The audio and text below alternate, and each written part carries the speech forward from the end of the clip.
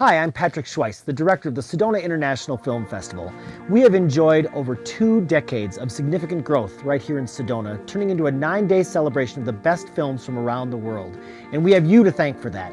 We are so grateful to our community of Sedona, our city councilors, our mayor, our audience members, our sponsors, our donors, our members, and everyone that makes the Sedona International Film Festival the significant event that it is today.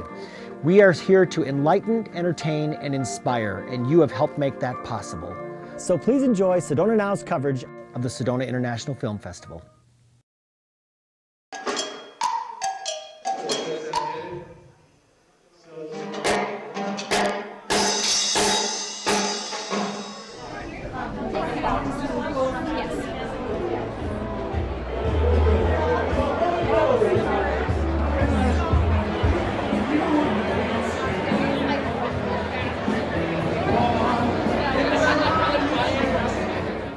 This award is to recognize Patrick for what he has done for many years for filmmakers, the Sedona International Film Festival, and our Sedona community.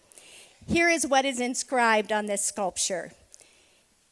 Is it right there? In appreciation of the outstanding contribution to Sedona in championing filmmakers, bringing films to this community that challenge and provoke thought, engage and inspire, uplift and entertain. Ladies and gentlemen, this is your one opportunity to honor Patrick Schweiss, the individual. I hope that for the next 20 seconds or so, you will jump to your feet and clap and shout your love and appreciation for this wonderful man, Patrick Schweiss. I hate getting recognized. My favorite thing is hearing your applause at the end of each movie, because I know that I and my staff have done what we can and set out to do. So that means more to me than anything else. Gotta say, this is getting pretty up there, though, not gonna lie. Get ready for the show of your life. Feel free to get up in the aisles and dance. Have a great time. We are so proud to present the Larry Dunn Orchestra in the anthology of Earth, Wind, and Fire. Grab a hold of someone you love. Yes.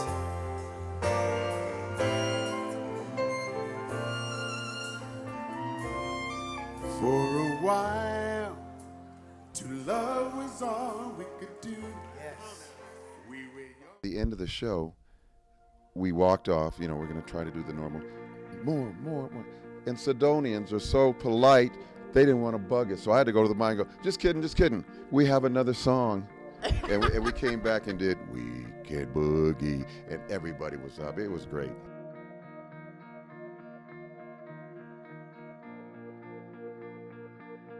When I was 20, I did a Bond film, and that changed everything. And after that, I think I made a concerted effort to try and do the kind of material that I felt could show that I was an actress rather than a Bond girl. Not that I'm ashamed of being a Bond girl. I'm very proud of it, especially now. If anyone recognizes me, it's like, well, that's good. I was 20 when I did that.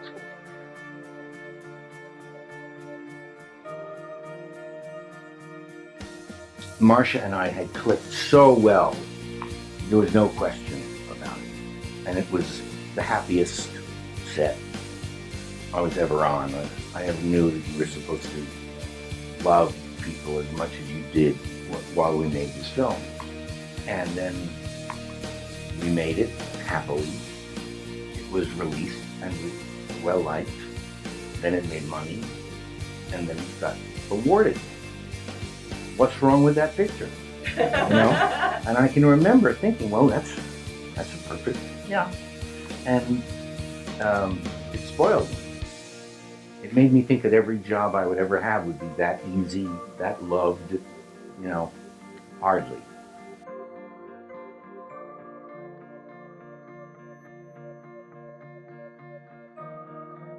We're with the Sedona International Film Festival at Goldenstein Gallery, and I'm Linda Goldenstein. We're celebrating Orson Welles' 100th birthday during this year, 2015, his centennial. In this exhibition, we have the works of Orson Welles spanning 5 decades, the 30s, the 40s, 50s, 60s, and the 1970s, which is the time that he lived in Sedona. Some of the works are paintings of Sedona. His daughter Beatrice Wells is also an artist in our gallery with her handbag couture and other pieces that she does. Among this exhibition of Wells' work, we have many awards that he's received throughout his prestigious career, including an Oscar, 3 Grammys for the spoken word, the prestigious AFI Award, as well as a TWA Gold Card he received in 1939 for flying over 349,000 commercial miles as America's #1 traveled passenger. We look forward to seeing you here and at the movies.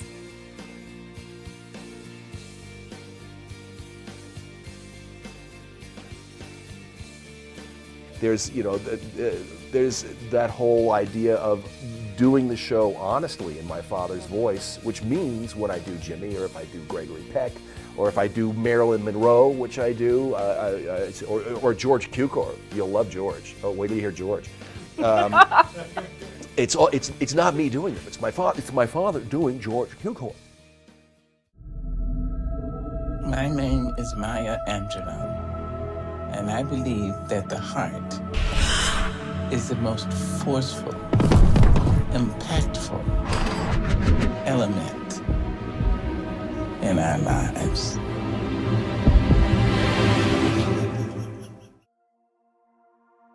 So I'm so proud to be sitting here with a filmmaker producer that is really touching the lives of so many with his powerful film, The Power of the Heart. I'm sitting here with Batiste Pop. How you doing, Batiste? Great, thank you so much for having me here, Glenn. Oh my God, I'm so happy to have you here, man. Tell us a little bit about how you feel about Sedona. I love Sedona. This is my second time here in just a few weeks, and I love it. Your film is so powerful. You know, I've seen it a few times now. And when I watch it with different people, I can just feel their energy change and their hearts truly open. How does that, as a filmmaker, how do you feel when you actually watch it with an audience? Well, as a producer, you never get to see the movie for the first time. And the most beautiful thing about seeing a movie is seeing it for the first time, the first experience. I remember the first time I saw E.T., you know, I was a kid and I loved it. And it's very powerful for me now to be able to see the movie with people who experience it for the first time and then to get their responses. And what I feel, I mean, there's a saying in the Torah, words that come from the heart touch the heart. And I feel the speakers in the movie that really speak from their heart and they touch the hearts of the people who watch it. So it's, for me, it's very fulfilling to be able to watch it over and over and over again with all those people who see it for the first time and then share their experiences with me.